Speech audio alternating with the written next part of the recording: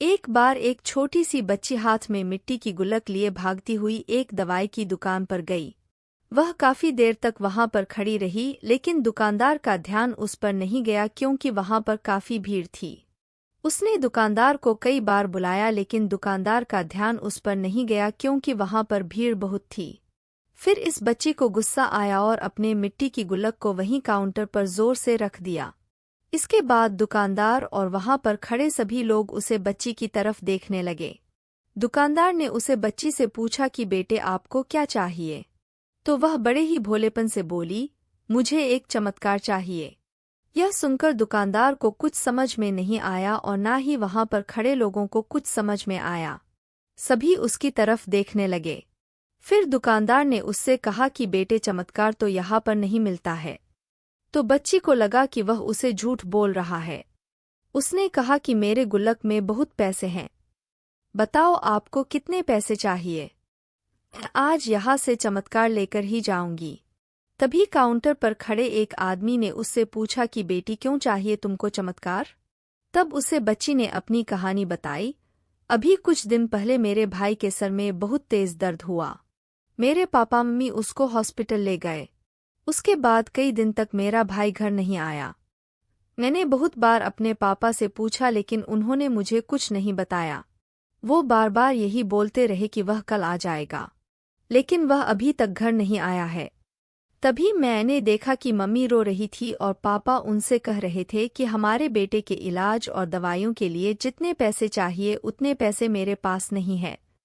अब उसको कोई चमत्कार ही बचा सकता है।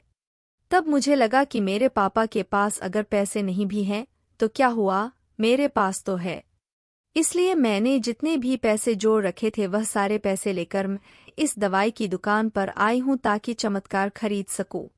फिर उस आदमी ने बच्ची से पूछा कि कितने पैसे हैं तुम्हारे पास? यह सुनते ही बच्ची ने गुल्लक उठाई और जमीन पर पटक कर उसे फोड़ दिया और पैसे गिनने लग गई। वहां पर खड़े सभी लोग उसे देख रहे थे। थोड़ी देर बाद उसने सारे पैसे इकट्ठे किए और बोली, मेरे पास पूरे 19 रुपये हैं। वो जो आदमी वहां पर खड़ा था वह थोड़ा सा मुस्कुराया और बोला कि अरे, तुम्हारे पास तो पूरे पैसे हैं, इतने का ही तो आता है चमत्कार। यह सुनकर वह बच्ची बहुत खुश हो गई और बोली, चलो मैं आपको अपने पापा से मिलवाती हूँ। बाद में पता लगा कि वह आदमी कोई आम आदमी नहीं था, बल्कि एक बहुत बड़ा न्यूरोसर्जन था और उसने सिर्फ 19 रुपये में उसके भाई की सर्जरी कर दी। उसका भाई कुछ दिन बाद ठीक हो करके घर वापस आ गया। फिर कुछ दिन बाद वह बच्ची, उसका भाई, उसके पापा और मम्मी चारों एक साथ बैठे हुए थे और बात कर रहे थे। तभी उसकी मम्मी ने उसके पापा से पूछा कि अब तो बता दो, यह चमत्कार आपने किया कैसे? तब उन्होंने अपनी बेटी की तरफ देखकर कहा, चमत्कार मैं नहीं, इसने किया है।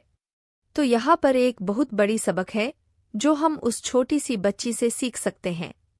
जिंदगी में कभी कभी ऐसा होता है कि हमको कोई रास्ता नजर नहीं आ रहा होता है और हम लोग हिम्मत हार जाते हैं। तब हमारे अंदर एक बच्चा होता है जो कोशिश करने से कभी पीछे नहीं हटता है।